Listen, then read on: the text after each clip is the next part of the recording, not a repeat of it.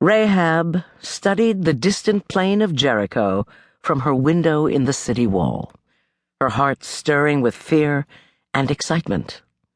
Out there, just beyond the Jordan River, the Israelites were encamped, only the floodwaters holding them back. Soon they would cross over and come against the king of Jericho with the same ferocity they had shown in the battle against Sihon, Og, and the 5 kings of Midian. And everyone in Jericho would die. The king had doubled the guard at the gate and posted soldiers on the battlements, but it would do no good. Destruction was on the horizon. The only hope was to surrender and plead for mercy. The king worried about the size of the invading army, but he failed to see the real danger: the God of the Hebrews. All of Pharaoh's warriors hadn't been enough to defeat him 40 years ago. Not even the pantheon of gods and goddesses had saved Egypt. But all the king of Jericho could think about was improving the battlements, stockpiling weapons, and increasing the number of soldiers. Did men never learn? Jericho was doomed, and she was imprisoned inside the city, bound by a life she had carved out for herself years ago. What hope had she, a harlot? Her fate had been set in motion years ago, when she was little more than a child, a peasant's daughter summoned by a king. "You must go," her father had said.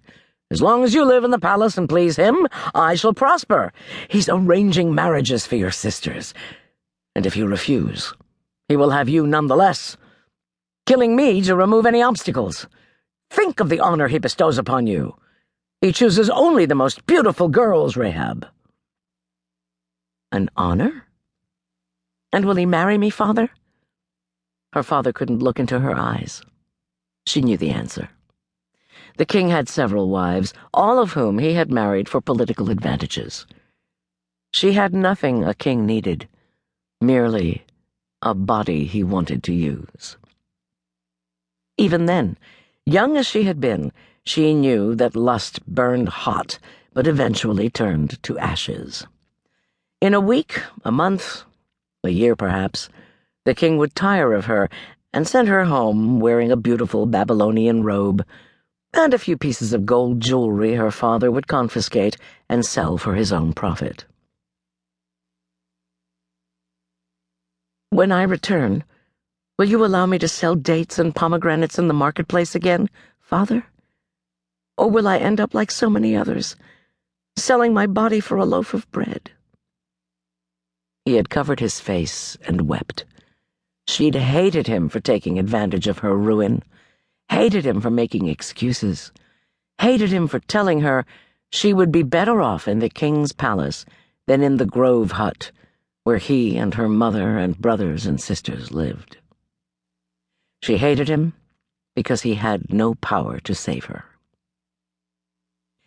She had hated her own helplessness most of all. Even in her wrath, Rahab had known her father couldn't save her from the king's lust. A king could take what he wanted. Any gifts he gave were meant to dissolve thoughts of revenge. Life was hard and uncertain, but if the right opportunity arose, a beautiful daughter could make a father's way smooth.